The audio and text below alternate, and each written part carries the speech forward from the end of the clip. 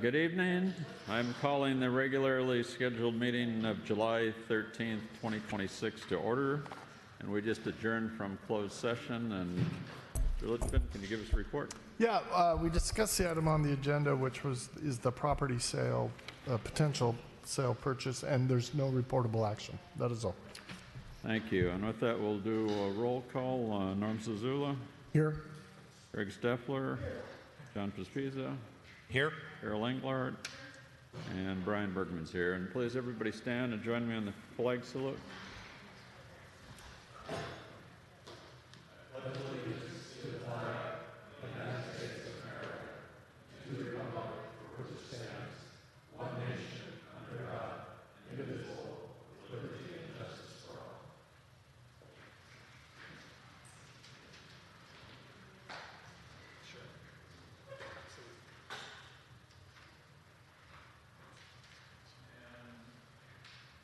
Public comments. Stephen, you wanted to speak. There's one that's open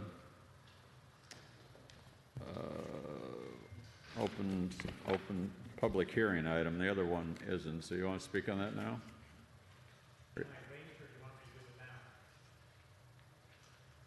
We'll let you wait. We'll wait for it. Okay, with that,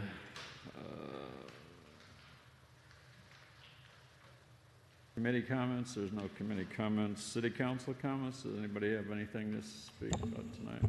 I do. John, go ahead. I don't know how many people watch these, but I do want to thank city staff, our fire department, our city deputy, the 30-plus members of the community comprised of fire watch, volunteers, citizens, 4 citizens that volunteered to keep our city safe on the 4th of July. Again, another very, very successful event.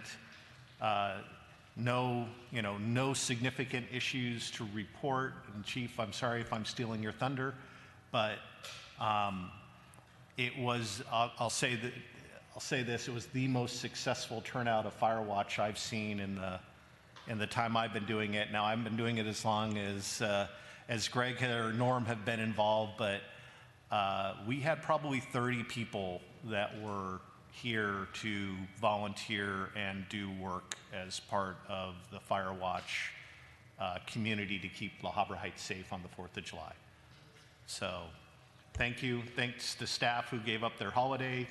Chief, you had a great turnout too of our volunteer firefighters, and Gio, thank you for getting the extra body to come out and keep us safe. We did have a few issues that had to be dealt with that were dealt with very professionally by our sheriff and fire department that prevented them from getting worse or even becoming a true event. So I think everyone operated in an incredibly organized and professional manner. I was very happy with how we stood up the EOC, how staff operated that, and just can't say enough about the Firewatch community and how well that worked.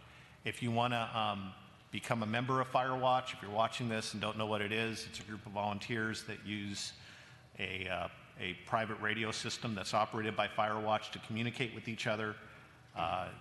They alert when there's an issue in the city.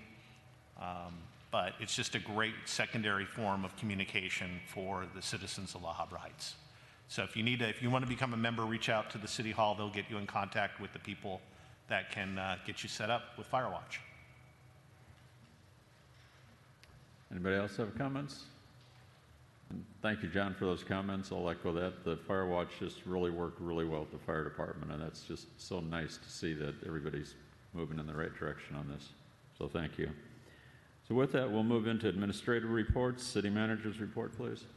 Thank you, Mayor and Council. I just want to piggyback off of what Councilmember Pispizza was saying. Like, it was a very good 4th of July. We had a very good turnout of residents who volunteered through Firewatch and also used our volunteer form that goes to one of our committee members on the EPC. So he was able to actually get some volunteers that were not even in the city. They live in the surrounding areas, came and volunteered to help out. So it was great to see some of those volunteer efforts. We had a nice meal before everybody went out to do patrol. So it was very good, and I very much enjoy working with Firewatch. It works very well. The communication back and forth. You hear people out in the field were able to get resources to where they need to be quickly. It was great. Really, the only item I have for you guys is we do have a mulch giveaway coming up at the park. So on August 1st from 8 to 10 a.m., there will be a mulch giveaway. So if anybody's looking for mulch or things like that, 8 to 10 at the park, there'll be a mulch giveaway. Sometimes they leave the excess because they bring them in dumpsters. Sometimes they will leave the excess behind. So we will see how many dumpsters we're able to get that day of. But that one's coming up. And then also, we're running into heat dome right now. It's going to be very hot for the next few days. We have music in the park coming up on Wednesday, which is going to be a very hot day. So just, I know for everybody, remember to hydrate. And if you are feeling sick or ill or heat stroke comes on very quick and very suddenly, just keep those items in the back of your mind. That's all I have for that. Thanks. Thank you. City Attorney's report. No report. Community Development report. Thank you, Mayor and Council. I just wanted to be able to highlight some of the stuff we've been doing code enforcement-wise. So we did bring on a city prosecutor. So we have several things that are going on as far as those cases being looked at and reviewed, and them moving forward on some of the work that needs their attention to be able to do it. But one item we were able to highlight is over on West Road. There was an RV and some trash and some overgrown property where the RV had been there for quite a while. Down sort of in this lower little gully area of a property, and with the assistance of our city prosecutor, we're able to go through and, without having to go through the abatement process, get the owner to remove the RV, remove the trash off the property, and complete their brush clearance. So it's just one good example of some of the work that the code enforcement staff and our city prosecutor have been doing. There are some more that will be coming up, and as we're able to complete those, we will notify the council as to the actions that are taken to be able to move some of those code enforcement cases in a different direction through the city prosecutor. That's all I have.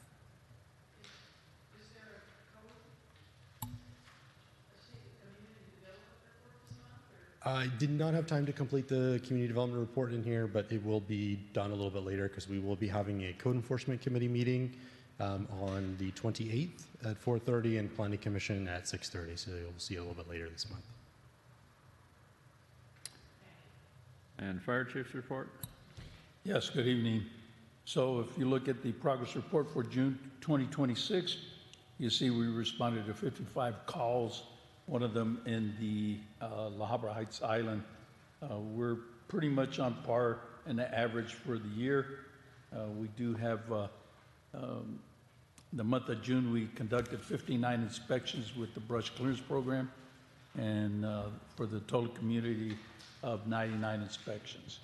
I also want to be first to thank kudos to the Sheriff's Department for that day, July the 4th, with a very successful day, and it would not have been as successful had we not had the help of the sheriff. So I want to personally thank them for being there for us.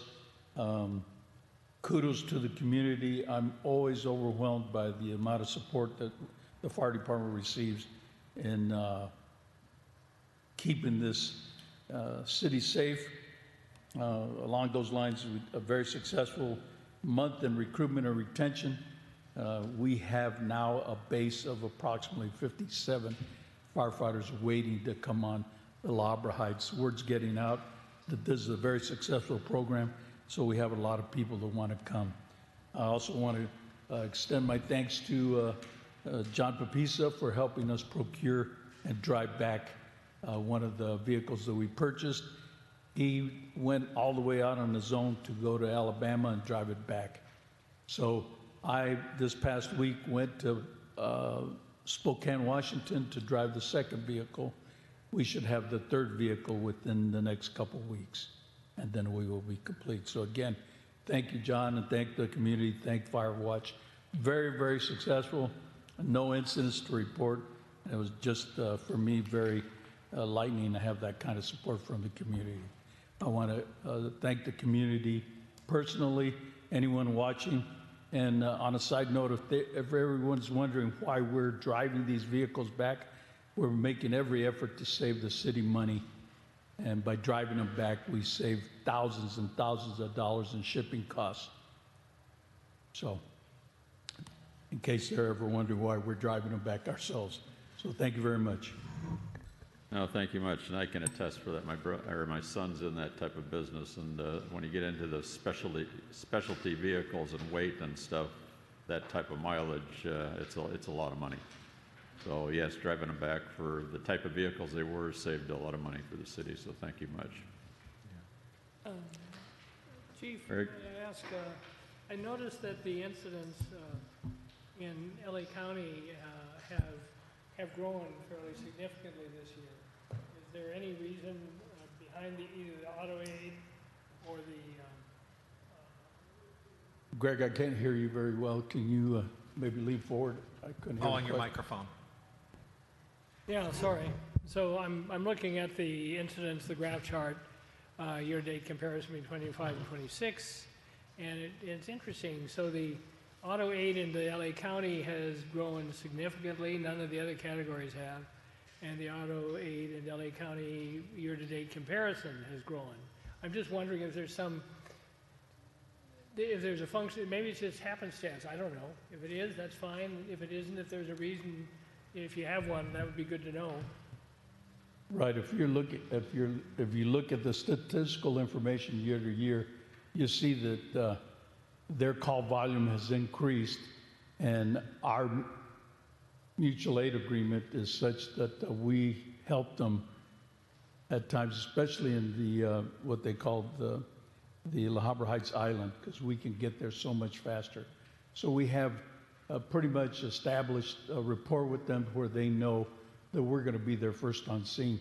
So then it makes it possible for them to save a resource that might be coming all the way from outlying areas, say Whittier, even Signal Hill. They've come as far as Signal Hill. So if we can keep them from having to have a resource come across that far, then we'll do that. So it's largely a proximity issue, huh? Yes, sir, it is. Thanks. Okay, now we'll move into the Sheriff's Department report. Good evening, everyone. Thank you for having me. Again, big kudos and thank you guys. My partner, Deputy Jaramillo, and I thoroughly enjoyed working with you guys on Firewatch. We had a very pleasant time. It was very well organized, and we definitely enjoyed it and looking forward to next year. So aside from that, a crime report has been submitted, and I'm available for any questioning. If you have any questions at a later time, I can definitely have a powwow with Rafferty or you individually. Council have any questions? Seeing none, thank you very much. Thank you. With that, we'll move into the consent calendar. Let me read through the items and see if anybody wants to pull any items. Item 9, waive reading in full of all ordinance resolutions and meeting minutes on the agenda. Item 10, approval of warrant report for June 2026. Item 11, minutes June 8th, 2026, regular city council meeting. And item 12, project updates and deadlines. And does anybody want to pull any of those items? Seeing that, do I have a motion for approval on those? Move to waive the reading.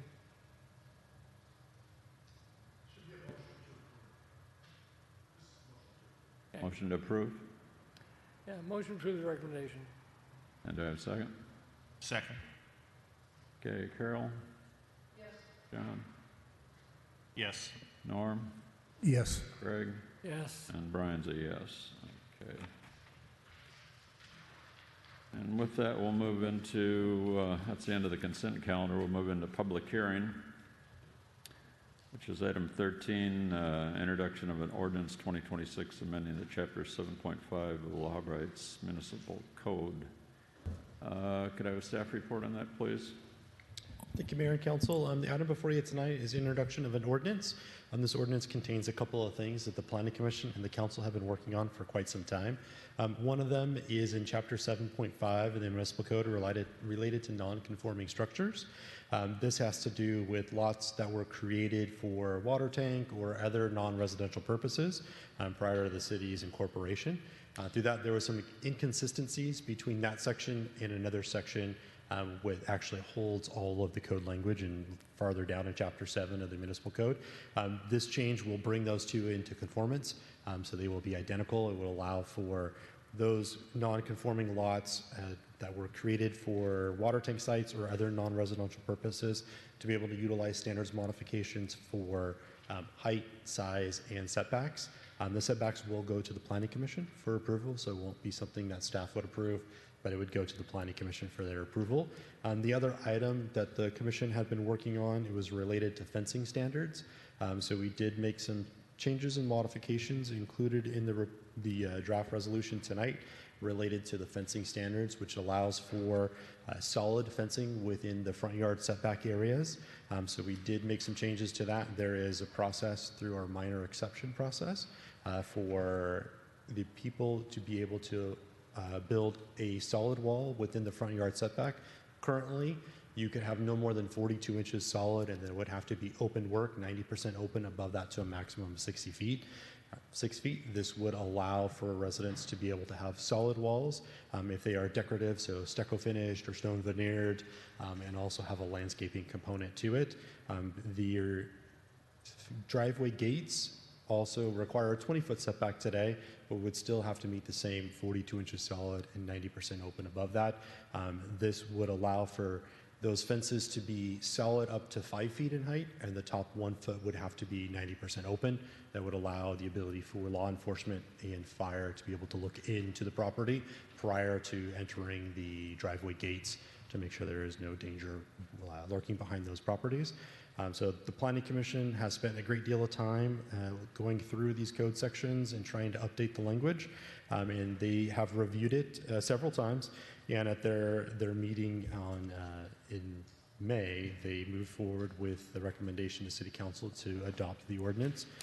So the recommendation tonight is to introduce Ordinance 2026-02 by title only, an ordinance of the City Council of La Habra Heights, California, amending Chapter 7.5 of the Municipal Code regarding non-conforming lots related to standards modifications for the creation of water tank sites or other non-residential purposes, and Chapter 7.11, Chapter 7.18, Chapter 7.19 related to development standards for fencing, and schedule a second reading and adoption for the August 10th, 2026 regular City Council meeting.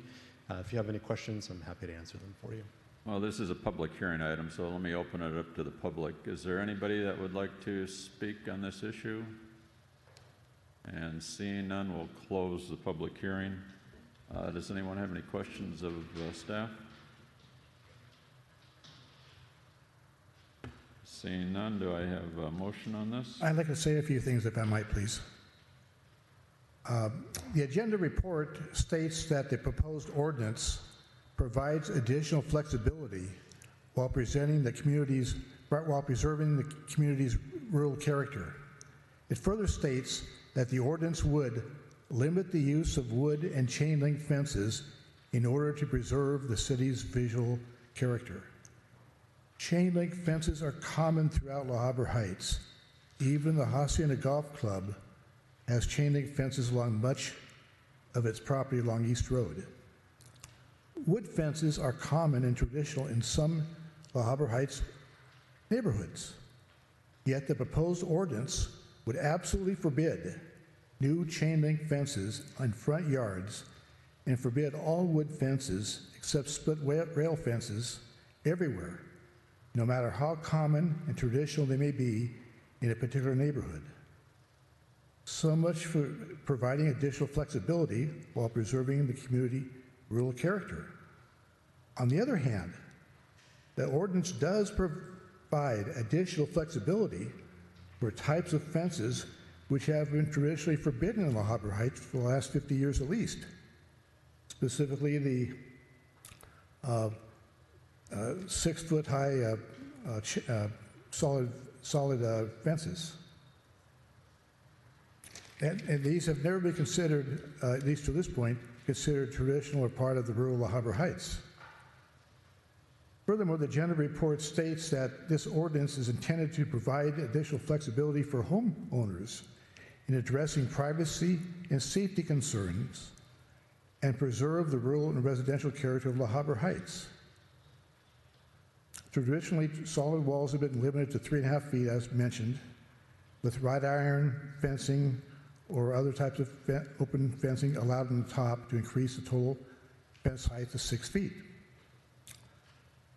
Nobody can argue that 6-foot solid walls are part of our traditional residential rural character, since they have been forbidden for the last 50 years. Yet this ordinance would allow 6-foot solid walls when justified by safety and security concerns. But if you can only afford a modest chain link fence, your safety and security concerns don't matter apparently, even if such a fence is consistent with your neighborhood character, even if your next door neighbor already has a chain link fence in their front yard. I would urge the council to modify this to allow at least a status modification to allow people to have a chain link fence in their front yard if it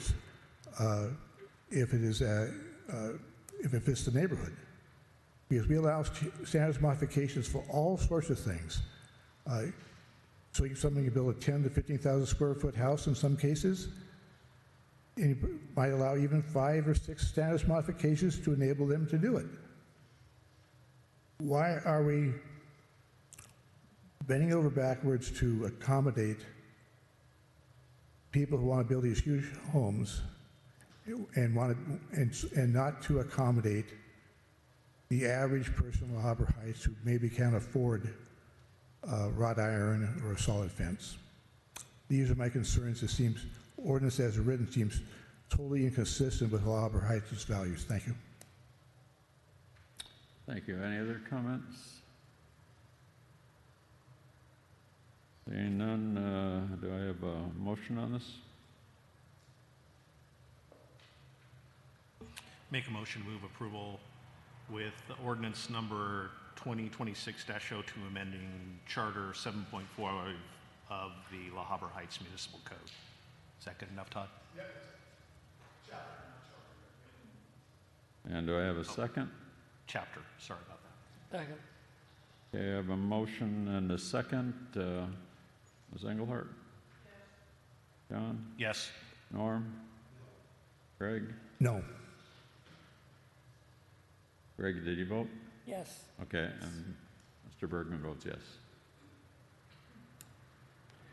And just a comment on this, this has gone through many iterations of the Planning Commission.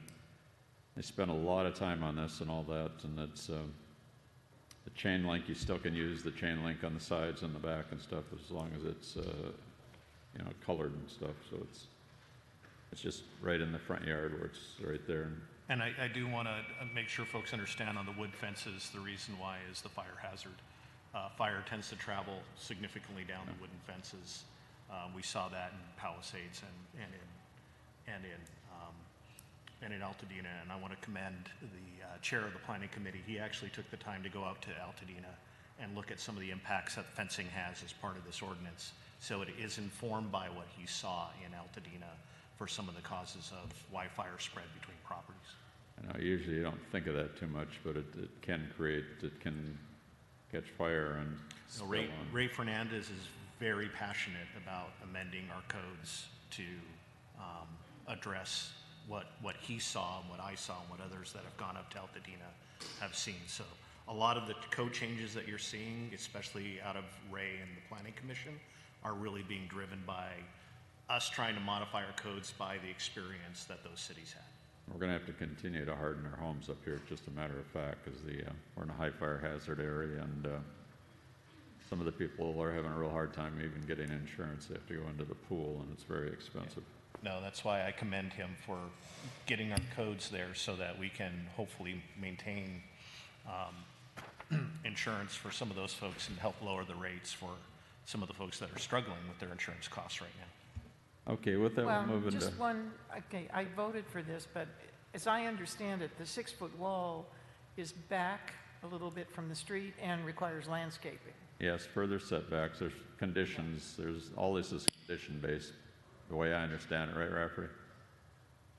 So it's not just throw it up anywhere type thing. Okay, with that, we'll move into item 14. Steve, did you want the staff report or you want to speak first? Why don't you go ahead and speak first? I'll open up the public hearing, and Steve wants to speak to this. If anybody else wants to speak to it, they can come up after Steve. Thank you, Stephen Black, Citron Road. I'm just commenting on what John just was talking about, the code changes. Hopefully you'll stay on top of us for reducing the encroachments into the setbacks to reduce the fire hazards. Okay, this is on the liens on properties for not paying their sewerage fees. This particular tract gets sewer service from Orange County, not LA County.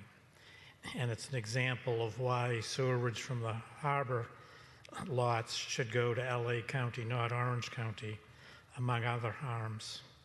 Do you want staff to monitor 200 to 400 units of housing? In 2024, you had this same item on the agenda. Actually, it was 2 of the 3 of the same people. Then there was a 10% penalty. Now there isn't. I don't know if maybe they didn't go long enough or what. But interestingly, there's no lien fee. For weed abatement charges, the city adds on a $1,700 lien charge fee. I called the county, and I think it was 25 cents they charged the city per lien to put it on. So the cost from them is basically zero. The sewer and weed liens would seem to be the same paperwork. So it seems like either the sewer people are getting a big bonus or the weed abatement people are getting severely overcharged. And hopefully the fee revision will be arriving at some point, and we can look at the analysis of why these fees are the way they are. But just on the face of it, charging one person $1,700 to put a lien for an unpaid charge and another person $0 doesn't seem fair. Thank you. Thank you. With that, staff report, please. Angie will provide the staff report for you tonight. Good evening, Mayor and City Council. This item requests that the City Council conduct a public hearing regarding the delinquent sewer service fees for 2 of the properties located within the reserve specific plan area.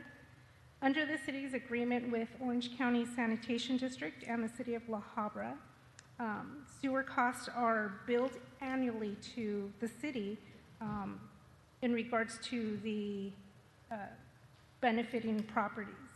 Ordinance number 2016-03 authorizes the city to recover any unpaid charges through liens placed on the property tax. The total amount proposed for assessment is $2,814.68, which includes the required 10% charge with an additional 1.5 per month interest fee. So it's just not broken down in the table, but we have penalty and interest calculated in those amounts. Following the public hearing and consideration of any protests, staff does recommend that City Council adopt resolution number 2026-17, confirming the report and authorizing the assessments to be placed on property tax to those 2 properties that have not paid. These are reoccurring properties that every year I have to, I send them letters, various past dues, and actually one of them was supposed to come in last month and paid, but they didn't. So here we are trying to recover the costs. Any questions? Thank you. And if I didn't say it, the public comment was closed. And John, you have a question? Is there a reason why these fees aren't attached to their property tax bill? I thought that's how most sewer fees were paid. These are different? So we do have an agreement, and the agreement pretty much states that we get billed and we bill the property. It also does say that we can reach out to, it's like a little their HOA. The last time I tried reaching out to them, their board voted to have us lien the properties rather than have them pay on their behalf and collect from the properties that are unpaid. So Yeah, that's going to Orange County, not LA County, so the taxes are different. Okay, Can't do that. got it. La Habra, yeah. So we get two bills, from the city of La Habra and the Orange County Sanitation District. Ms. Engelhardt, you had a question?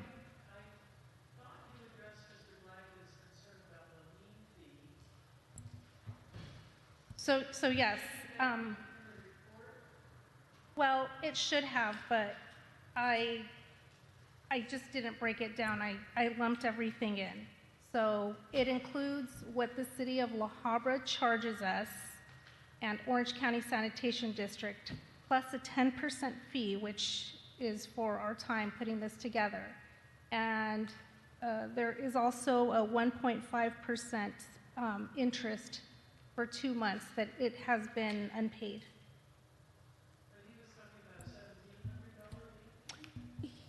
He's referring to weed abatement. So for the sewer, I believe our fee's like maybe like $30.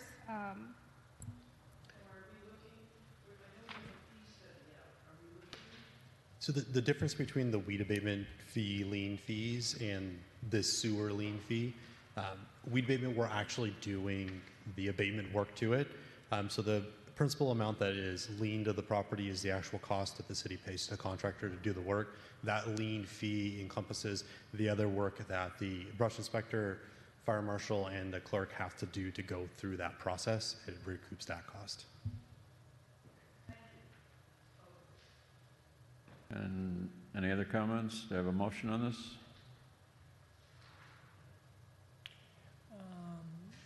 I see no protests, so I move that we overrule protests, if any, and adopt Resolution 2026-17, confirming the report of delinquent sewer service fees to become lien against the property as of July 13th, 2026. And a second? Okay, I have a motion and a second. Norm? Yes. Greg? Yes. Carol? John? Yes. And Brian's a yes. Okay, that's, we're through with our public hearing items. So we'll move into administrative items. Item 15 is the Los Angeles Urban Community Development Block Grant Program. May I have staff report, please? Yes, thank you, Mayor and Council. The item before you tonight, so we participate in the Community Development Block Grant Program, which is funding that is provided by the federal government. It goes through an agency in LA County, which then disperses it to the cities based off of a few factors to it. This is where we can see it mostly is used to provide the subsidies or the grants for our paramedic membership program, is the primary use of the CDBG funds. So every 3 years, the county organization that does this has to go through a renewal process with the Housing and Department of Urban Housing, the U.S. Department of Housing and Urban Development, HUD, for the program. So we're in that process, so we have to sign a new cooperation agreement. So attached to the agenda tonight is our cooperation agreement for the next 3 years of the CDBG cycles for that one. So if the City Council approves the item tonight, we will execute the agreement with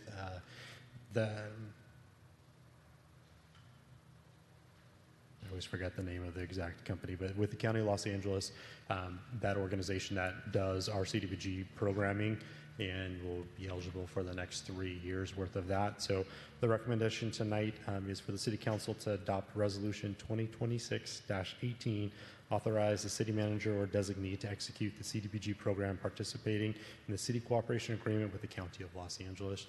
Attached is a resolution and the draft agreement from the county. If you have any questions, happy to answer them for you.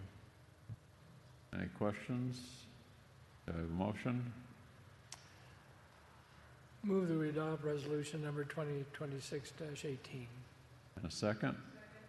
Okay, I have a motion and a second. Ms. Engelhardt? Yes.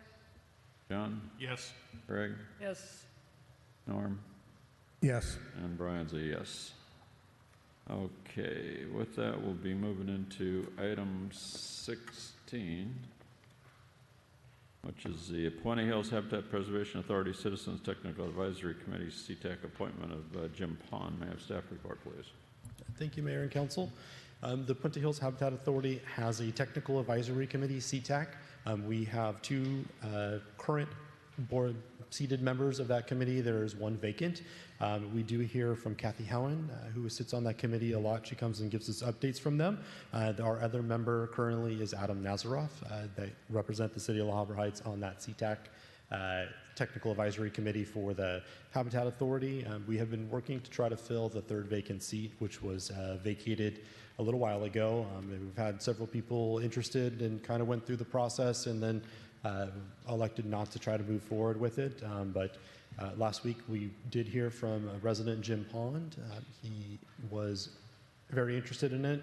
They would like to have that third seat on the CTAC committee and be able to provide some good information and insight to the Habitat Authority and provide some information back to the city as Kathy Howen does currently for that. So for the Habitat Authority to consider them at their board meeting, the City Council would have to make a formal recommendation to select and appoint Jim Pond to the CTAC committee, and then we would send that information over to the Habitat Authority. It would go to their board to be adopted, and then Mr. Pond would go into their committee.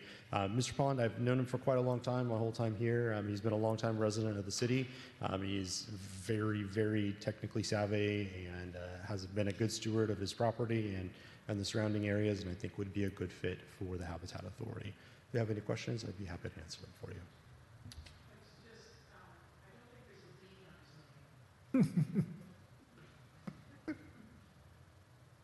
A little clerical there. Any questions? Have a motion on this one? Move to appoint Jim Pond to the vacant position on CTAC. And okay, I have a motion, a second. Norm? Yes. Greg? Yes. Carol? John? Yes. And Brian's a yes.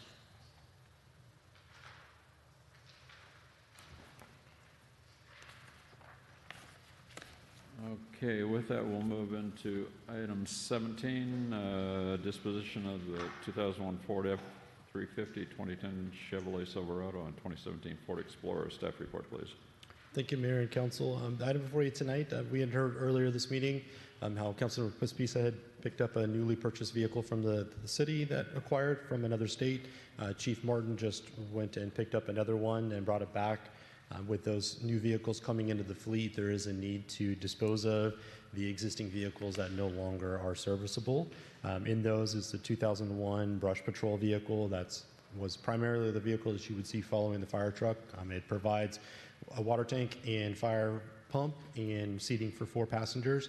That will be replaced with a new vehicle that Deputy Chief Terrell will be collecting next week and driving back to the city.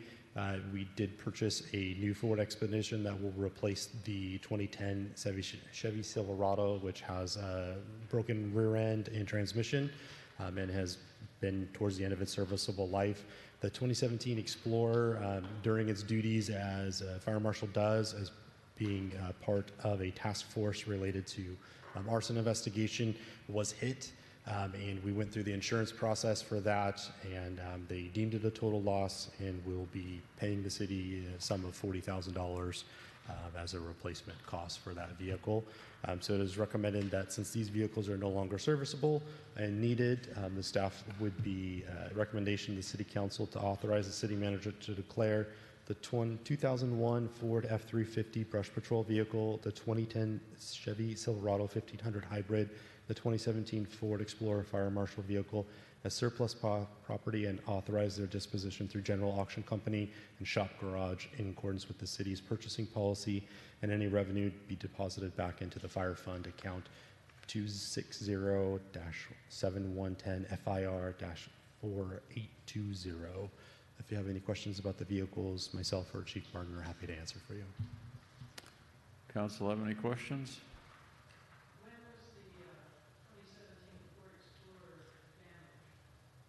It was a couple of weeks ago. No, it wasn't on the list to be disposed of. It wasn't.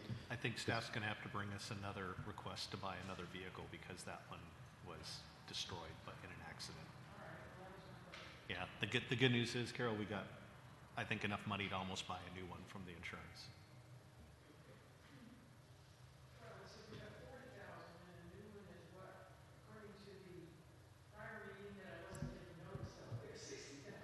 They're going to shop for a used one. They'll shop for a used one. I think we got all our green time out of that 2001. So that's 25 years ago.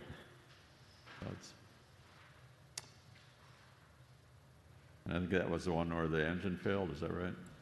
Correct. We've been having some issues over the last several years with it, and then ultimately the engine failed on it. Okay.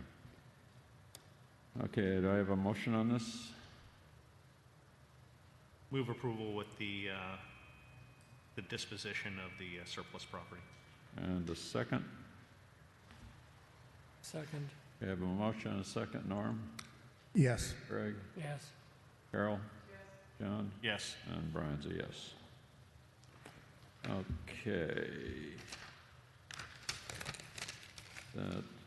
Okay, we'll move into item 18, proposed purchase of property along Harbor Boulevard, described as, and I'm not going to go through the APN numbers, but this is from Los Angeles. And Steve, you wanted to speak to this? Come on up.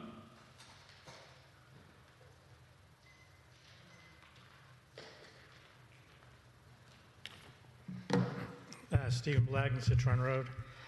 While it's fresh in your mind, those sewer liens, since the harbor properties need sewer. In 1999, OC SAN Resolution 99-11, they said they would accept sewerage from La Habra Heights, which they reaffirmed in, I think, was Resolution 2000-16. But the billing is that the city is responsible for collecting the charges for the sanitation district and also La Habra because it goes through La Habra. So that's one of the several reasons that the sewerage from Harbor should go to LA San up the hill rather than Orange County Sanitation District.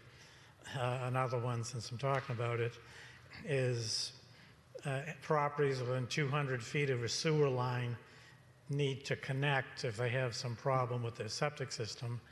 But also Harbor Boulevard, that would open that road up to higher density development because of access to a sewer line. Some of you may recall Samsung Church was going to put their international headquarters at that location, but one of the reasons they didn't was because there was no sewer. So a lack of sewer helps to keep the community rural. As to purchasing the property, this was never discussed with the community. There should be a town meeting. If people actually knew what this was about, there'd be a lot more people here. And as I mentioned before closed session, it's better to have an option to buy rather than an outright purchase. In an outright purchase, you need to put out money. In an option to purchase, you just have to pay for the option to the county, whatever you negotiate, but you don't actually have to buy it until you have a live developer interested in the property. It's just as encumbered, but at a lower cost and no commitment. Same thing with the sewer, and this may happen anyway, that you go through the administration process, hopefully with LA San, to connect and have some plans drawn up, but don't actually do the work until you have a live developer.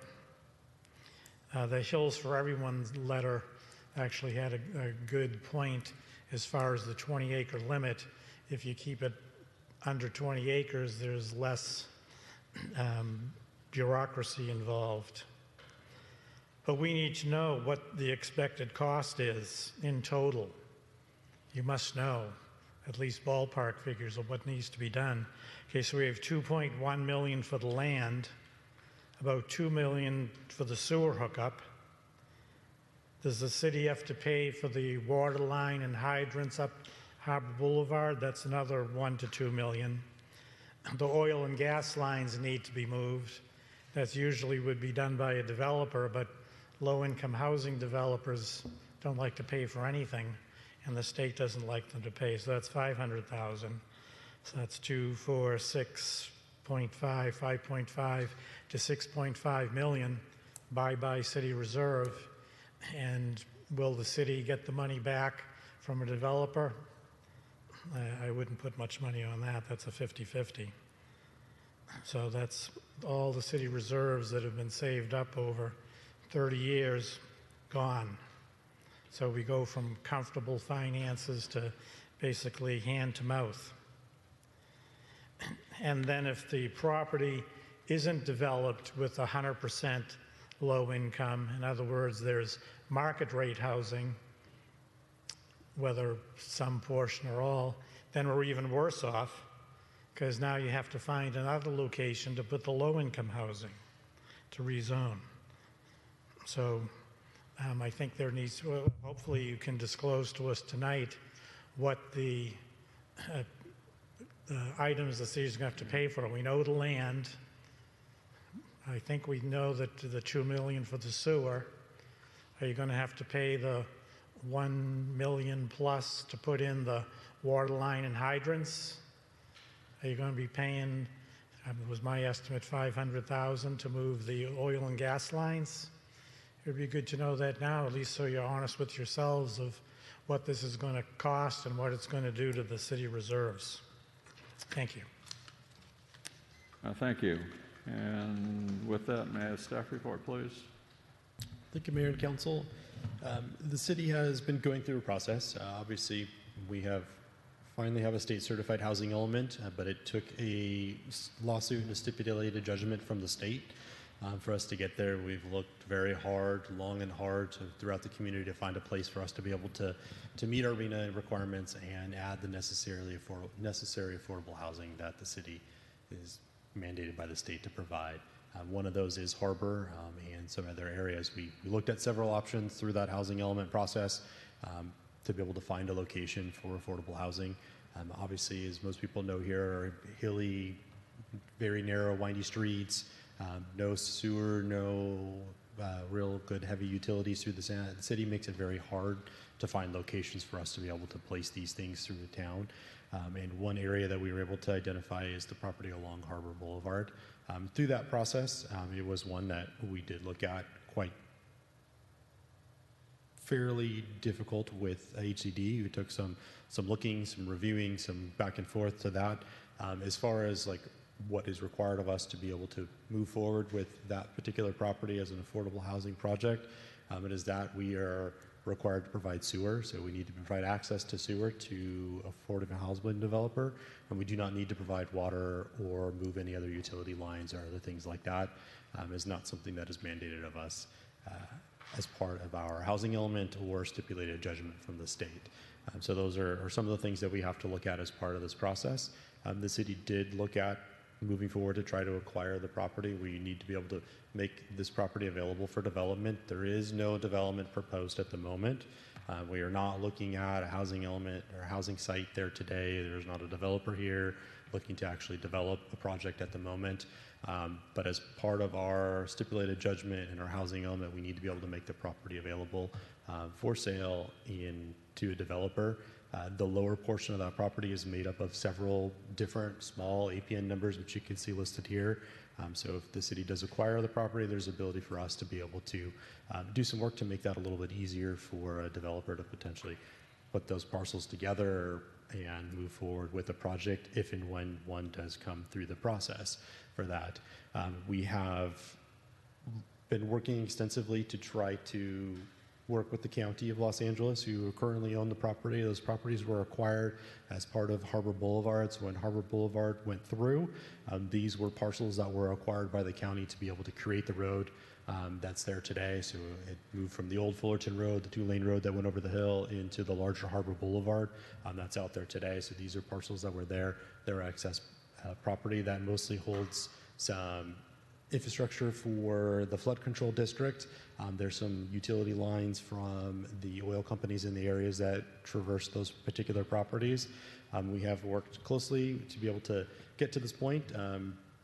Council members, we have a subcommittee of council members, met with Supervisor Janice Hahn to work on the sale of that process. We have also worked closely with one of her deputy staff members who also sits on the board of the Habitat Authority through that. So as part of this process, we've been moving through here. There was some concerns raised as it was meant to go to the Board of Supervisors at the end of June, was slated to go to the board.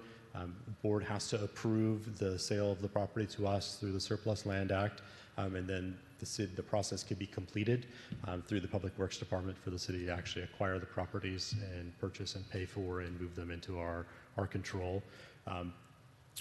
There was something that came up from the Habitat Authority that we were looking on. We have been meeting with their board. They have a subcommittee of board members as a way to be able to try to find a resolution and something that will protect the undercrossing that is all underneath Harbor Boulevard that allows for access of animals to either side of Harbor Boulevard. Up there, we obviously know and understand the Habitat Authority has a large portion of the community is open space in Powder Canyon. Typically, as just regular projects come through the town, if there's anything that's a budding habitat property, staff will generally always recommend to those applicants to go and speak with the Habitat Authority and provide them with contact information so they can have a discussion with them about their potential project, just to make sure that we can keep in mind any needs that may be needed for animals and or undercrossing and lights and noise and things is that nature to it. The purchase of these properties will provide for the future of the city. Obviously, we do need to be able to provide affordable housing. If that's not something we can do over there, then we will have to look at alternative areas in the city for us to be able to zone for high density housing. And or if we cannot, then we become out of compliance. And then we can move into another process of builder's remedy where developers can just come in and basically build wherever they want. And I think Todd will probably speak a little more to that on that aspect of it. But to move forward in the process, the city does have to adopt a resolution that allows staff to be able to execute and sign documents with the county to complete the purchase of property, something we have done previously here at the city. So before you tonight is that as a resolution that authorizes the city manager and the city attorney to execute all documents necessary to complete the purchase of the county-owned properties along Harbor Boulevard. I won't list all the APN numbers. Subject to the approval by Los Angeles County Board of Supervisors, and authorize an amendment to the fiscal year 2026-27 budget by appropriating $2.1 million plus associated escrow or closing costs to account number 101-150 GSD 6881 for the acquisition of the properties along Harbor Boulevard. I believe our city attorney was going to also make a couple of comments. As to a couple of points, we did get a letter late I got it when I sat down here at 5:30 from Hills for Everyone pertaining to secret claims pertaining to the property. In my opinion, this action has absolutely no impact upon the environment. There is no development proposed. All it is a change in ownership, so which should fall under CEQA regs 15061B3 as a common sense exemption. Also would be a class 12 exemption under 15312 pertaining to transfers of surplus property, given the nature of the project. As to Stephen's point, as to an option agreement, I mean, it's sort of like marriage, it takes two. An option agreement has a certain cost to it, so we'd have to be paying money for an option, and it doesn't really effectuate the goals which we stated in our housing element of securing the property for potential unknown future development. As to the options to the city, as with every city within the state of California, we are mandated by the state to provide the opportunity sites for individuals to build housing for all different levels of the socioeconomic spectrum. We have committed to do that. We were actually in a lawsuit with the state regarding that, and this piece of property was one of the few pieces of property that the city had the potential access to in order to meet some of these statewide mandates. If the city were to fall out of compliance, and we do currently have a certified housing element, so we're good, but if we were to fall out of compliance. As the city manager noted, we are subject to various procedural situations, one of which is commonly known as the builder's remedy, which would allow pretty much anybody to build anything that they wanted anywhere within the city, which is not a good outcome if you believe in wise urban planning and the protection of the nature of La Habra Heights as it is currently constructed. So with that, I'll turn it back to the mayor. Could you Or any also questions? mention we're in a court-ordered stipulated judgment, so we have bullet points that we have to make, and those times are ticking away, right? So we've got till next year. Correct, in order to attempt to satisfy some of those obligations. That is correct. Okay. With that, this is a very complicated subject, and we've spent a lot of time on it. I've spent a lot of time on it. Greg spent a lot of time on it, and the rest of the council has too. We've been trying to, essentially, we've been working on this for a year, and there's been a lot of setbacks along the way. But one thing, we do have a picture of what we're going to be purchasing, so maybe we could show that so the public's able to see what's going on.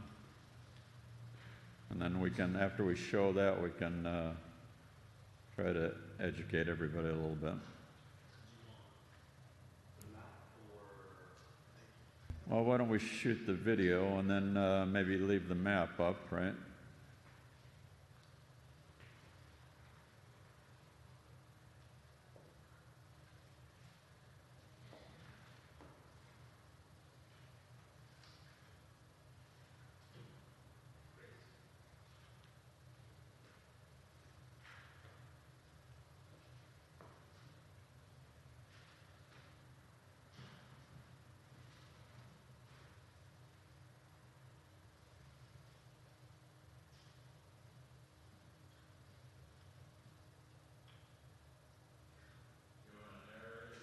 Did you want to narrate it a little bit when you go through it, or do you want me to? I have to get a mic here real quick. So what you're seeing here is, so after having some conversations with the Habitat Authority, we met with their chair, Mr. Sulik, and looked at the property and the area and the linkages was one of the big things we were looking to try to make sure we understood, and where animals came and went and crossed through. So we did do a little drone video to try to get a better look and a perspective of the area. So what you're seeing right now is the undercross. So the undercross is close to Harbor Boulevard up there, and you can kind of see, so to the north of that is where there is a larger canyon area that goes between the neighborhood at the top of Vantage Point and a ridge line that runs through the oil company on the east side of Harbor Boulevard. And back through there, there's a pretty vegetated swale area. There's lots of vegetation. There is some drainage facilities from the county back in that particular area. What you're seeing right this way is to the south of the property. So you'll see parcel 907 is the parcel of part of what we were looking to. Where the 905 is property that's currently owned by the Habitat Authority. So they own sort of where that gravelly area is all the way north. Now you're looking back towards the area of the flood control district. This is going east. So coming from like Powder Canyon, La Habra Heights side, east underneath Harbor Boulevard into that corridor between Vantage Point neighborhood and the oil company through that canyon that runs through there. There's that drainage facility that's pretty well covered with vegetation. It's all cattails down over there because there's typically always water that's flowing through this particular area. Here you can see a little more of a close-up of the undercross. So that's the tunnel that does go underneath Harbor Boulevard and allows for the animals to go back and forth. There's a bit of an elevation difference between those. So the property with that 907 that Habitat owns there is a little flat. It does drop down to 907 and goes up to where the undercross is. So it goes about from 924 to about 807 to where the undercross is currently. So right around 75 feet elevation difference between the lower portion of parcel 907 up to where the undercross is, where the wildlife crossing is. This is back into that canyon area over where the drainage is that runs between the Vantage Point and the oil company properties that are over there. You can see it's pretty densely vegetated. There's generally always water that is flowing through that side of it, mostly probably coming out of the neighborhood of Vantage Point and or off the natural canyons there that comes down through into that little area there. Here you can kind of see the distance. It's about 373 feet between the undercross to parcel 907 at the closest edge there. So you can kind of see that's where animals would go, and then you go towards about 404 to the end of that drainage channel where all the cattails are, moves into a little denser vegetation on that more north side from it, at the undercrossing that kind of runs through there. So that's sort of the video that we did just to try to better understand where things run, where things are, and then here's a little more of a broader perspective of where the properties are located and what's around it. Currently, it's harder to see on the big screen there, but the undercross is right here. So as you look at it, undercross is currently right here. So that is the entrance to the undercross. Parcel 907 and 905 property lines runs right here. This line here is our city limit, so that's the edge of La Habra Heights. Beyond that is unincorporated LA County areas known as Roland Heights from there. So you can see animals are able to come through the eastward direction. They come down through here. Here is the other side of the tunnel where you look, where there's a larger head wall on the west side of Harbor Boulevard is right over here and outlets through and across. And then you can see here is that drainage channel area there that had the cattails in it, and the vegetation that kind of goes along those hillsides back into that area there. And then the portion of the city is looking to acquire is sort of from here at the very north end down over to here where the southern end is, where you run in, down towards La Habra Christian Church is the closest point on the southern side that most people would know of the properties. Hey, Ralph, while you've got that up, just a couple of things that I want to call out to the public is that if you look, there's to the upper, what I'll call left center, there's a brown patch that right where the pointer's at. That's a 24/7 oil operation. That's approximately 535 feet from the outlet of the tunnel. That 24/7 oil operation is where the animals generally go past to use the tunnel.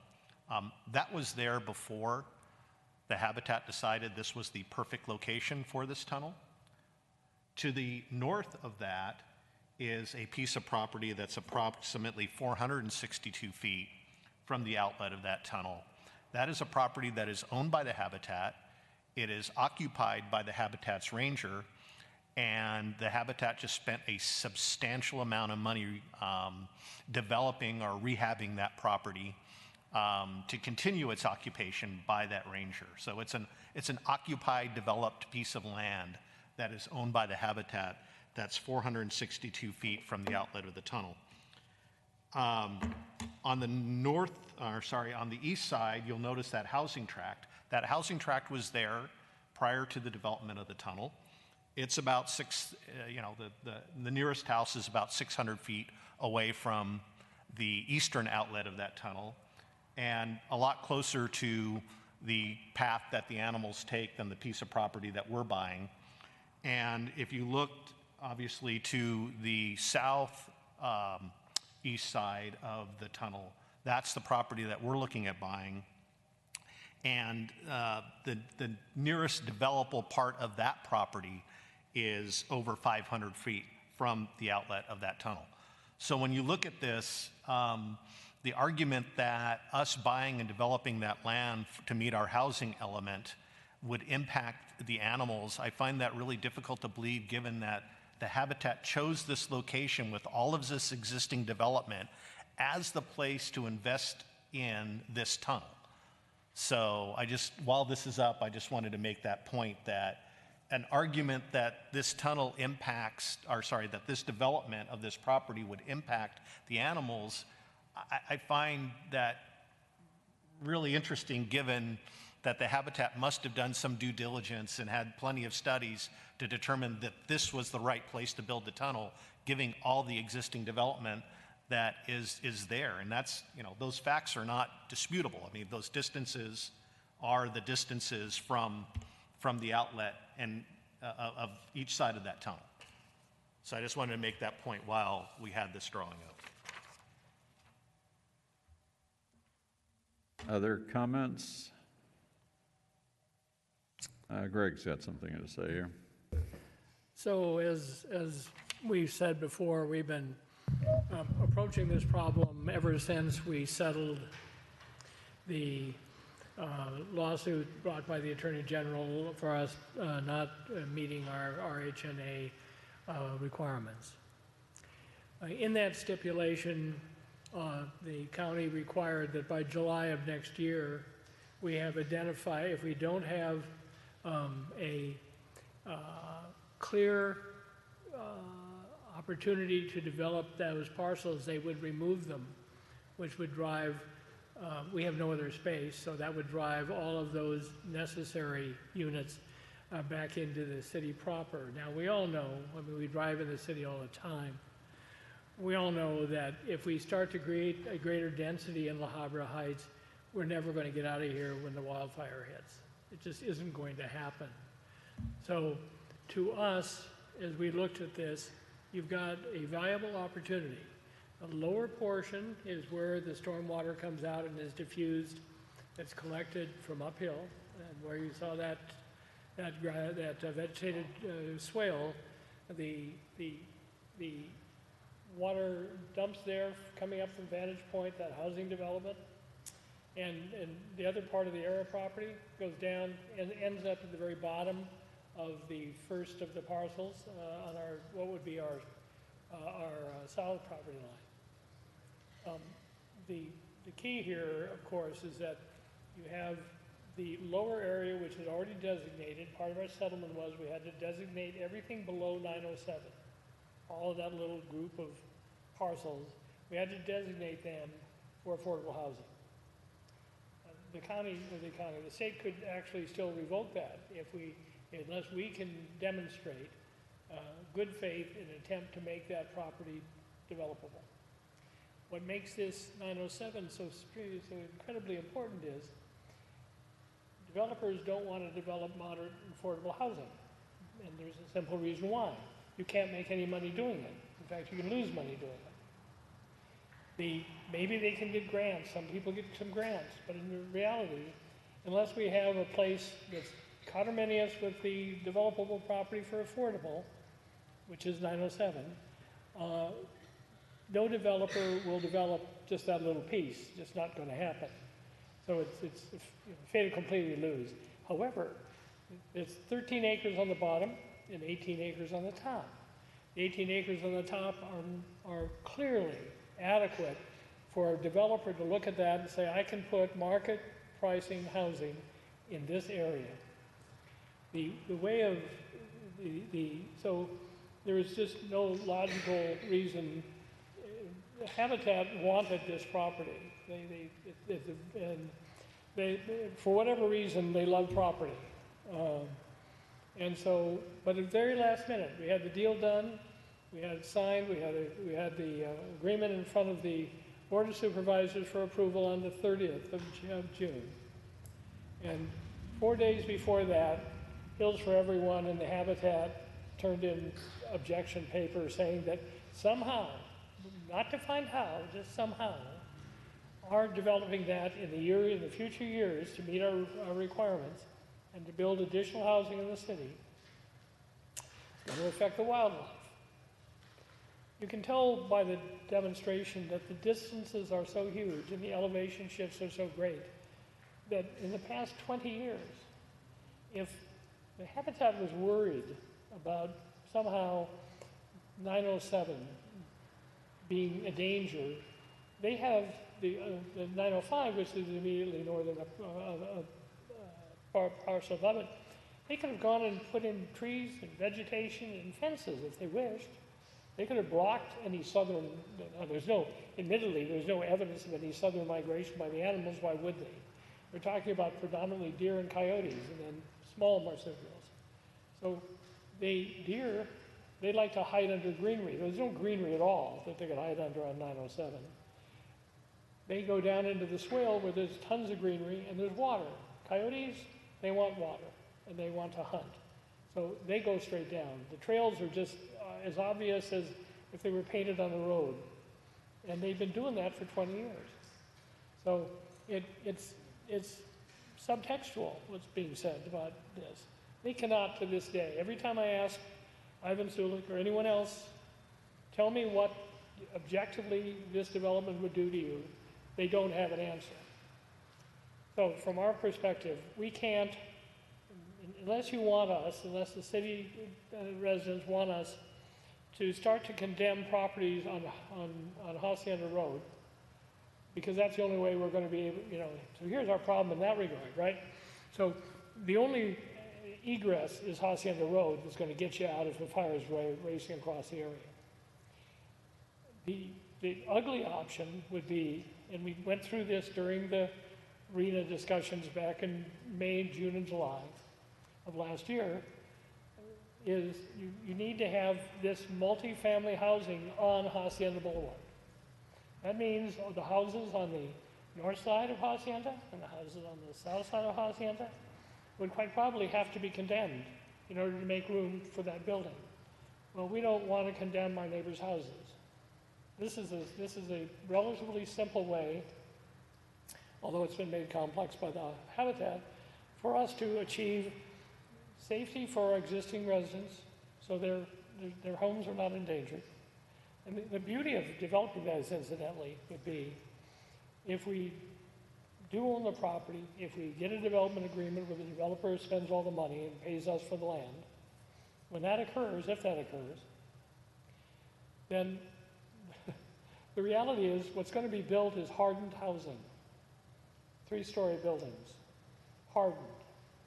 Right now, if you think about it, and you look at that area, it's so easy for anything on the west side of Habra there to be ignited by embers that blow out of the area and across the property we're attempting to buy. We, both our fire marshal and our fire chief have supported the idea of being able to build a block wall there, not a block wall literally, but hardened residences in order to stop embers from going across, because once the embers go across into the Habitat Authority on the west side of Habra, right, it's a mirror image of the side we're trying to buy. Once they get there, then they're going to go right up through the oil property or Ranch Hill, down the hill to the Habitat's newly acquired 5.5 acres, right at the entrance to Powder Canyon and into Powder Canyon. Well, it's so simple. The conflagration would be huge. So this is another very important reason why we're going to do this. And while there are issues for us to decide, we've worked very hard, and we think, at least at this moment, we're very comfortable with the idea of purchasing this property. Purchasing it for, we had an appraisal done, a very good appraisal, $2.1 million for 31 acres. Given that a 1 acre house site in La Habra Heights is level like that, is probably worth $450,000. It doesn't seem like that's a lot of money, nor does it, but again, when it's developable, it's worth 20 times that. So, that's our guess. We're not giving away money, we're buying real property. So, although it's not any longer cash in the bank, it's a valuable asset that can be used for all kinds of public purposes, but also just as an investment for us. What have we got? Anybody else have comments? Norm? One suggestion, although it's unusual, if somebody would like to make a comment from the public, even though they already had a chance to comment, if they like to comment on public comment, I'd like for them to be given the opportunity at this time. There's been a lot of material presented since public comment. And that's an if, somebody wants to speak to this, I'll let them speak to it after we get through everybody at the council discussion. But okay, I appreciate that. First, we're not through with this. Carol, did you have anything? I don't want to reiterate what Mr. Steffler did, because he's put a lot of good reasons on the table. We all know that the HCD, the Housing Development, the state agency, is after everybody, and I do think, I agree with Mr. Blagden, I like money in the bank. I don't think an option's a good idea, but we've got to deal with these housing demands, and I just agree with that the city, we cannot put more housing and clog up the streets so the firemen can't get in and the people can't get out. And this seems like a viable option, and we've got to protect our city from the State Housing Authority. And maybe I'm a little reluctant, but I do support it. I don't see what else we can do. John, did you have anything else? I just want to kind of second again the points that Greg made, which is, you know, we're doing this for the safety of the residents of La Habra Heights. The worst outcome we can have is not taking action, not doing this. And this is hard. This is work for this council. It's work for staff. It does put the city in you know, I agree with Carol. I like money in the bank. I like the investment revenue that gives the city. However, this is an investment in the safety of this city. You know, if not, you know, we're building homes on Hacienda. It's the only other place you can build them. We're building homes in the middle of the city, and you know, we all see Hacienda gridlock anytime there's an event. The fire on Colima gridlocked Hacienda for hours. Thank God that fire blew away from the city and not into the city, because the residents in the northern part of the city would have had no path to get out of the city because Colima was gridlocked by out-of-town traffic. So we, as a council, I mean, this is a no-brainer. We have to do this. You know, trust me, I moved up to La Habra Heights because I liked, you know, the fact that, you know, there is a habitat, that we do have open space. That was before Sacramento got involved with the housing element and changed that. But I think, you know, we're a good steward of the land. We can take care of it just as well as anyone else can. But we also have to look out for the residents of La Habra Heights. And, you know, this is a hard decision to spend this amount of money and take it out of the reserves, but it's absolutely the right thing to do to invest in the safety of this community. Thank you. One thing, I guess I'll answer Stephen's question a little bit as far as the sewer system. I met with the general manager of Los Angeles County Sewer, and we're going to have to pump it. If you do that, you got to put in a pumping station. And he said, you do not want to put in a pumping station if you don't have to. He said, flow it to the south. So we met with Orange County. They have plenty of capacity. Capacity is not a problem with Orange County. But that's future discussions. We're not even anywhere close to that point or anything else. But we've been looking at this for about a year, and it's just been delayed and delayed and delayed, and then all of a sudden the habitat's against it, and they think we're going to block their tunnel and all that stuff. That's not true. And it's, you know, if we're blocking any wildlife, everybody up on this council would say no, would absolutely say no, and I would say no. We're not. I've walked that property 3 times up there and reviewed the whole thing. And we're willing to do a lot of vegetation screening and things. The tunnel is like, it exits, it's 22 feet away from Harbor Boulevard on the noise and the exhaust and the lights and everything else, and the animals pass. And they're worried about, you know, a couple of football fields away doing something. When you got an elevation drop of, I don't know, what is it? Off the top down, it says 38 feet just at the last edge. But from the tunnel, it's, I forget the dimension, but it's, do you have it, Rafferty, in your head? From the tunnel to 907? Yeah, the bottom of 907. It's approximately 75 feet in elevation change. So you got 75 feet elevation change, and we'll work with the habitat. We'll put up, trees up there, black walnuts or oaks or whatever it takes, and screen all that so there's no lighting impact, no noise impact, or any of that stuff. But I walked it and saw the distance and all that stuff, and I saw where the animals go, and they go through the corridor, and the corridor is down where the water is, and all the brush and the vegetation. I saw the tracks. So we were so concerned about this that we hired a biologist. And I'm not going to read the whole report here tonight, but I got the draft form of the biologist, and he said their determination that the development of that 907 would not cause significant negative impacts to the movement of wildlife through the region. This interpretation is based on the following 5 lines of evidence. And he gives us 5 lines of evidence on this that supports what we saw up there. So I don't know, for the life of me, I don't understand why the habitat is fighting us on this and trying to negate this sale, but we are not going to cut off any animals. Everybody loves the wildlife and the community, and we wouldn't do that. Nobody on this council would do that. Would do that. So anyway, we're backed up with our own biologist telling us that the corridor is the other direction. I've walked up there 3 times. I went up there with Sullick, showed him everything. He wasn't familiar with it, but now he is.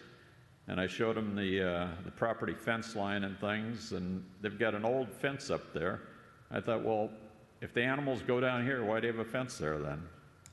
Didn't make any sense, because the animals don't go there. The animals go in the corridor, and we're not doing anything with the corridor.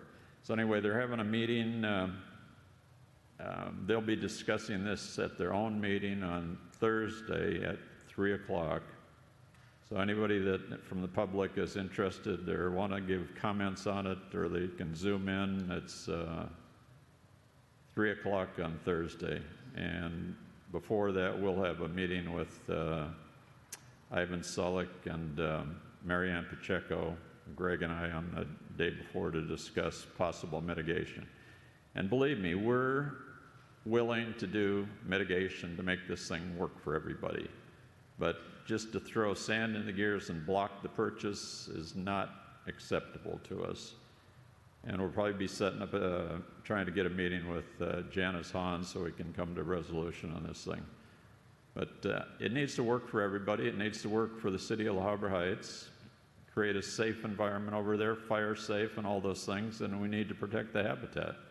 We can have it all. We really can. But we've got to have cool heads that think together on this whole thing. So that's all I have. Does anybody have any other comments, or I'll take a vote on this? Were we going to reopen it for Norman? Oh, yes, I'll reopen it for somebody that wants to speak. Steve, come on up.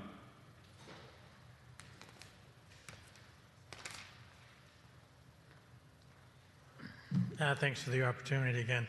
It was good the city hired a biologist, so we have been good to put that up on the website with the agenda report. And also I had put in today a public records request to see the appraisal, so it would be good to have this documentation available.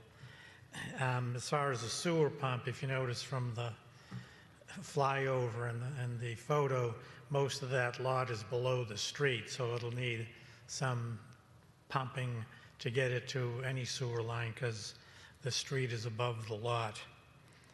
Then there's also the maintenance of the lot. At the Habitat Authority meeting, the council members said that the city would maintain that lot better than the county, which is interesting, because like the Hacienda and West Side, I wouldn't say is an example you'd want to use of maintained city property.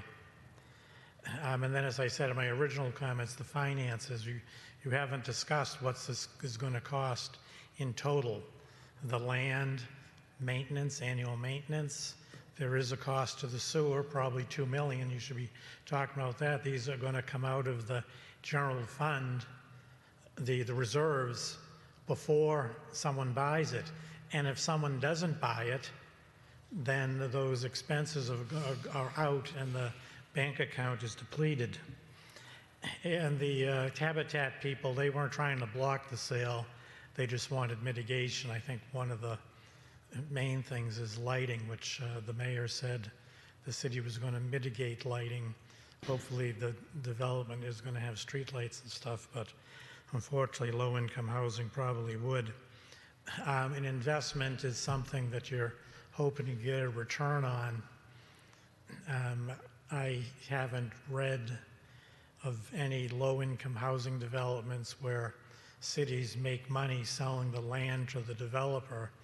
I have read of a number of them where the city either gives the land to the developer or sells it at a lower price. And also, as mentioned earlier, market rate housing is going to sink us because we're still going to have to supply low-income housing, and that means you're going to have to, no net loss, rezone more area of this, and that could just as well get more market rate housing, and that just expedites getting into the core of the city for the replacement housing. And the only way you're going to get someone to do definitely affordable housing is to pay for or subsidize most of the development costs.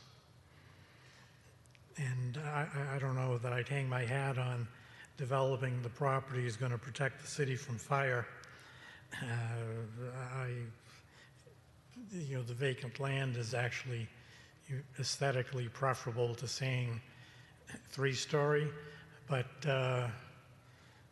density bonus, developer gets to basically blow off all the city standards, setbacks, height, density. They can put double the number of housing units, and they can go 4 or 5 stories tall. It's basically whatever they want to do. So I just would like maybe tonight if you can tell us what you think the financial costs are going to be. And I know we're between a rock and a hard place. I'm not saying it shouldn't be done, just that it should be more fleshed out and disclosed. Thank you. Thank you. Okay, I opened it up for Steve. I guess I'll open it up for other people too. Why not? Hello, I'm Mike Bagwell, Dorothea Road. And I didn't really come prepared, and I know you put a lot of work, over a year's worth of work into this. And so I just want to say, I think I agree with where you're going. You haven't taken a vote yet, so really you should be speaking personally instead of as a group. But secondly, the state is voracious. The state's going to keep doing this. They're going to come back in 3 years and say, oh, yeah, you gave us this, but now we need more, because housing is important to the state. And so where's the next site the state's going to pick? And what do we do as a city to plan ahead to try to mitigate and minimize the impacts to the city going down the road? And when we talk about West and Hacienda, okay, well, that's been vacant for 20 years. And so what are we going to do with it? Are we going to make a park? Are we going to give it away? Or are we just waiting for the next state grab to turn it into 3-story housing? Thanks for your time. Thank you. Thank you. Anybody else like to speak on this? Okay, with that, we'll stop the public comment and bring it back to the council. Any other comments? Mayor, if I could just say one thing. Yes. As most humans, we do not know what the future holds. I would make as part of your motion that if there are substantial changes to any nature of the transaction, that it would come back to the council for final authorization. Okay, well said. That we're going to continue, Greg and I are going to continue to negotiate with the Habitat, and hopefully we can come to an agreement on the mitigation measures regarding planting and trees and all that, because by the time you have a 38-foot drop, and if you put trees up on the top and another 20 feet, there's no way you're going to have light and all that other stuff. So we're working on that. But if it's any substantial changes, it'll have to come back to the council, yes. Would you like a motion? I would like a motion. I make a motion that we authorize an amendment to the fiscal year 26-27 budget by appropriating $2.1 million plus associated escrow and closing costs to account number 101-150 GSD-6881 for the acquisition of the Harbor Boulevard properties, including a condition that if there are substantial changes to any part of the transaction, that it come back to the council, and that proper notification be made to the council members as reflected in the next item 19 for calling special meetings of the La Habra City Council. Fair enough. And that also, if I may suggest in addition, that the project is exempt for CEQA based upon the testimony, particularly from the mayor, as to the wildlife and for the exemptions previously stated by the city attorney. That's my motion. I have a motion. Do I have a second? Second. Okay, a motion and a second. Ms. Engelhardt? Yes. Pisa? Yes. Norm Zazula?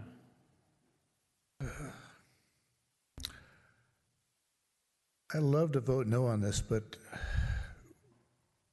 basically we don't really have much of a choice. It's not a good decision. It's probably the least bad decision. I'm concerned about the possible long-term ramifications of this, but I will have to vote yes. I would love to vote no and blame you for the results, but basically yes is the correct vote to make. Thank you. And Greg? Yes. And Mr. Bergman votes yes, so it's passed unanimously.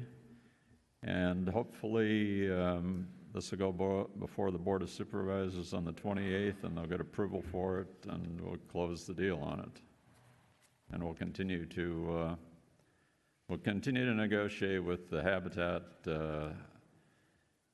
They're part of the community, and it needs to work for everybody, and I believe this really can and does. So, thank you.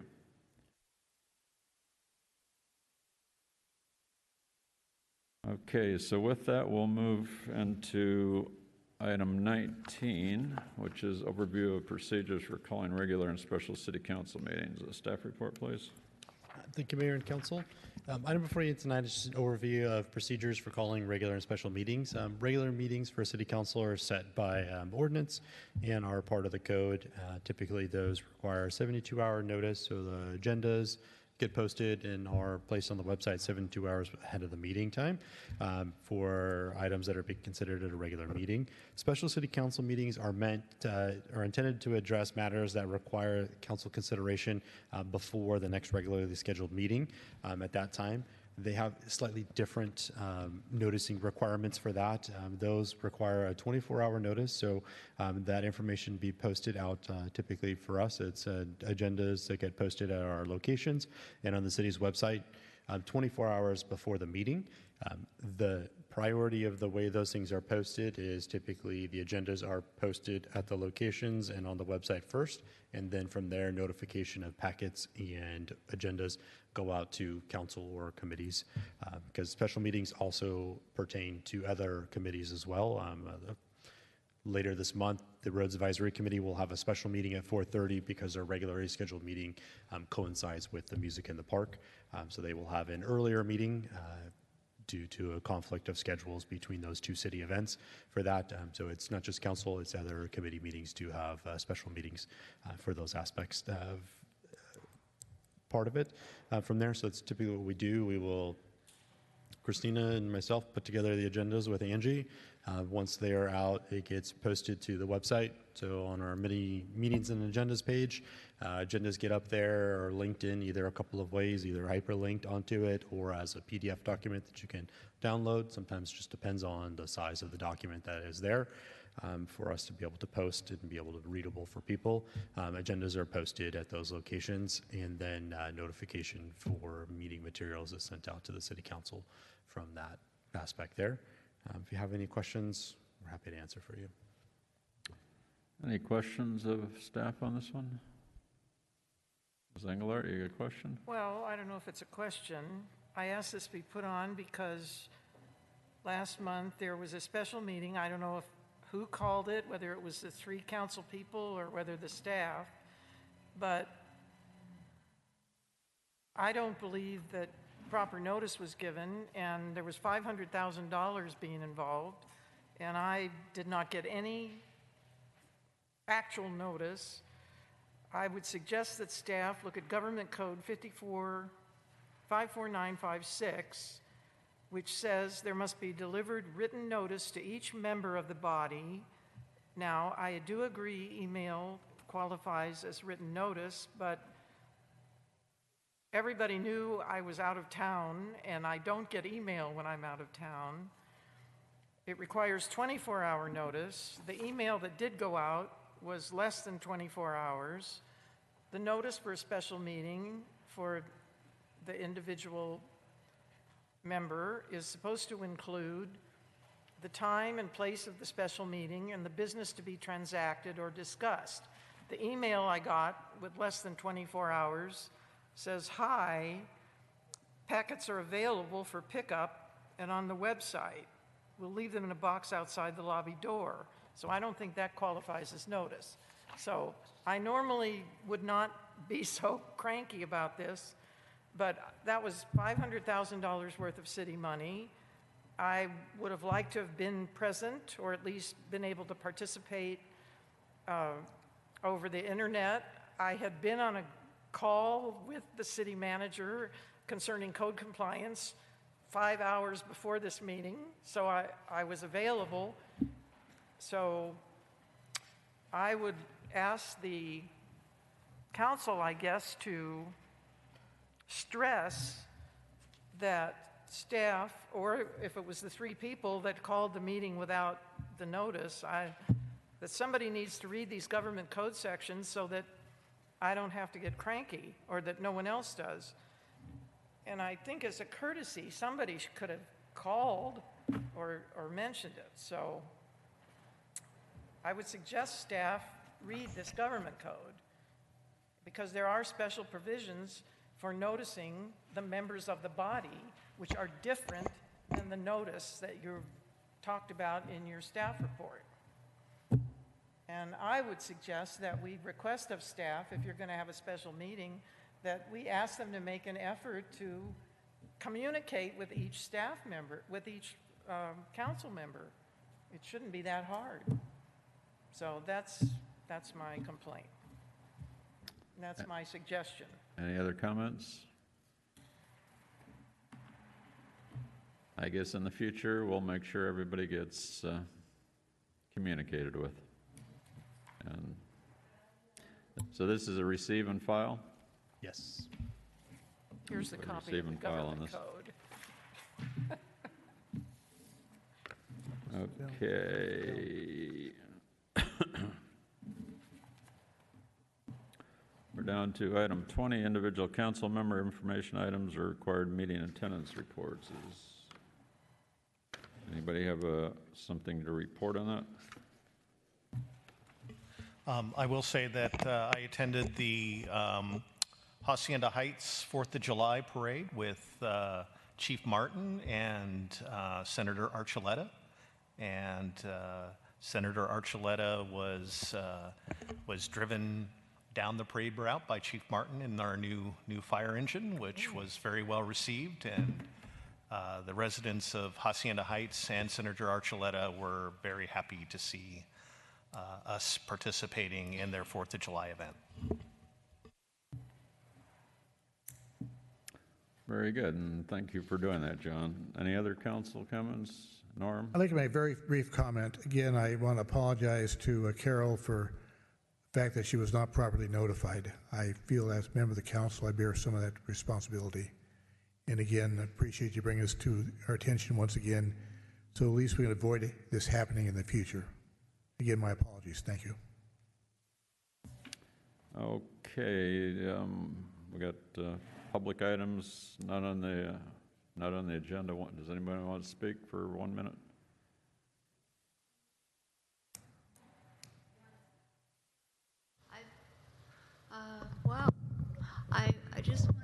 say that I'm thankful that I've come. This is really complicated. It was very hard to understand. And I really care about right and things. And boy, I'm intelligent, but I guess I need to do a lot more study. Anyway, I have reservations about the things that I've heard and listened to today, and I think, wait a minute, I don't understand that, and I can't quite follow this, and what does this mean? And so if I were living here, well, I do. I live, with Norm, but I rent a room, a separate room, and